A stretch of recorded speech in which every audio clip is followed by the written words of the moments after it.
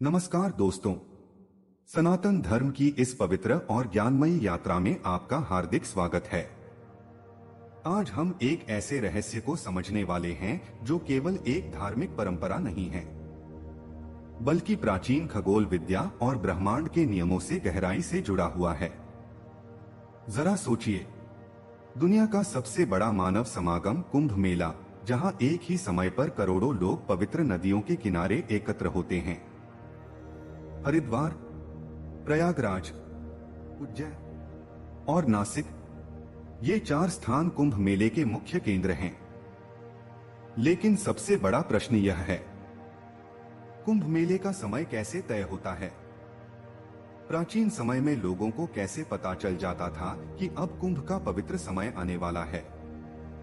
उस समय न दूरबीन थी, न डिजिटल कैलेंडर और न ही कोई उपग्रह। फिर भी हर बार यह महासमागम बिल्कुल सही समय पर आयोजित होता था। इसका उत्तर छिपा है हमारे ऋषियों की खगोल विद्या में।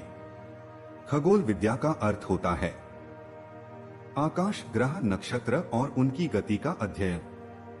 समुद्र मंथन की कथा, कुंभ मेले की परंपरा का संबंध एक प्राचीन पौराणिक घटना से भी जोड़ा जाता है।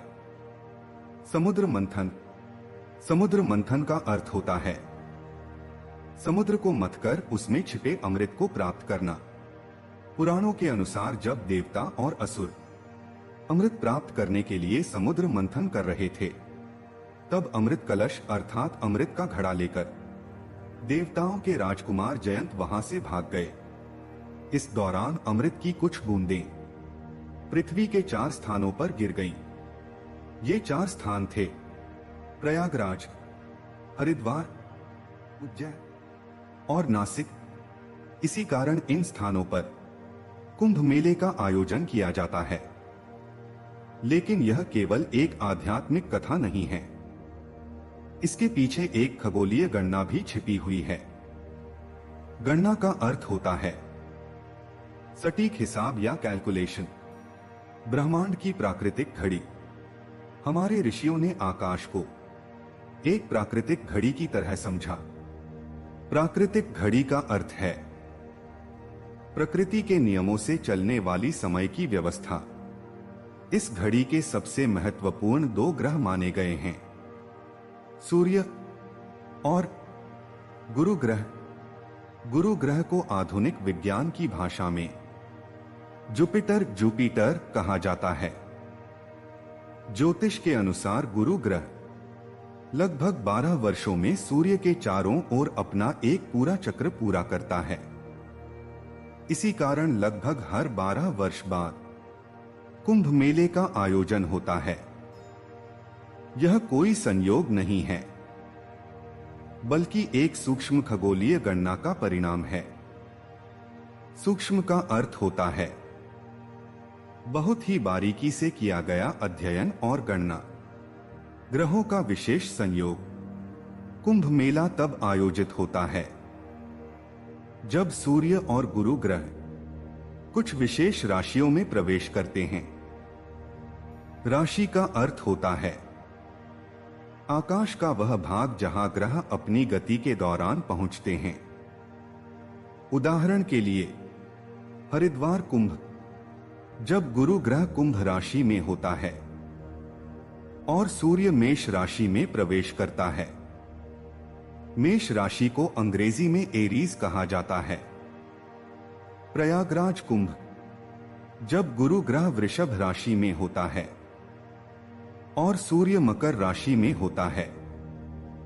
वृषभ का अर्थ है टॉरस और मकर का अर्थ है कैप्रिकॉर्न। उज्जैन कुंभ, जब गुरु ग्रह सिंह राशि में होता है और सूर्य मेष राशि में प्रवेश करता है। सिंह राशि को अंग्रेजी में लियो कहा जाता है। नासिक कुंभ, जब गुरु और सूर्य दोनों सिंह राशि में होते हैं। यह सब एक प्रकार का खगोलीय सूत्र है। सूत्र का अर्थ होता है ऐसा नियम जो किसी प्रक्रिया को समझाता है। ऋषियों का अद्भुत ज्ञान।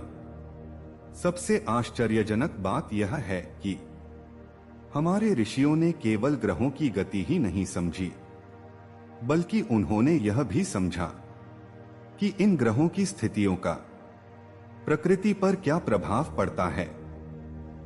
उनके अनुसार जब सूर्य, गुरु और चंद्रमा कुछ विशेष स्थितियों में होते हैं तो पृथ्वी की ऊर्जा और जल तत्व पर भी उनका प्रभाव पड़ता है। ऊर्जा का अर्थ होता है शक्ति या ऊर्जा, एनर्जी। इसी कारण कुंभ मेले के समय पवित्र नदियों में स्नान करना बहुत शुभ और पवित्र माना जाता है। यह केवल आस्था नहीं है, बल्कि प्रकृति और ब्रह्मांड के सामंजस्य का प्रतीक है। सामंजस्य का अर्थ होता है जब अलग अलग शक्तियां एक साथ संतुलन में कार्य करती हैं। आध्यात्मिक अर्थ, कुंभ शब्द का अर्थ होता है कलश या घड़ा। सनातन परंपरा में कलश को जीवन, सृष्टि और अमृत का प्रतीक माना जाता है। प्रतीक का अर्थ होता है कोई ऐसा चिन्ह जो किसी गहरे अर्थ को दर्शाता है। इसी कारण जब ग्रहों का ऐसा विशेष संयोग बनता है तो उसे एक आध्यात्मिक अवसर माना जाता है। आध्यात्मिक का अर्थ होता है आत्मा और ब्रह्मांड से जुड़ा हुआ ज्ञान, अंतिम विचार। तो दोस्तों, आज हमने जाना कि कुंभ मेला केवल एक धार्मिक उत्सव नहीं है, यह एक ब्रह्मांडीय समय व्यवस्था का हिस्सा है जो सूर्य और गुरु ग्रह की गति से जुड़ी हुई है। ब्रह्मांडीय का अर्थ होता है पूरे ब्रह्मांड से संबंधित। हजारों वर्ष पहले हमारे ऋषियों ने आकाश को देखकर एक ऐसा ज्ञान प्राप्त किया जो आज भी बिल्कुल सटीक काम कर रहा है। यह हमें याद दिलाता है कि सनातन धर्म की परंपराएं केवल भक्ति पर आधारित नहीं हैं, बल्कि ज्ञान, विज्ञान और प्रकृति की गहरी समझ पर भी आधारित हैं। अगर आपको यह वीडियो पसंद आई हो तो वीडियो को लाइक जरूर करें और चैनल को सब्सक्राइब करें ताकि हम मिलकर सनातन धर्म के ऐसे ही प्राचीन रहस्य और ज्ञान को समझते रहें। फिर मिलेंगे अगले एपिसोड में एक और अद्भुत रहस्य के साथ। धन्यवाद। हर हर महादेव।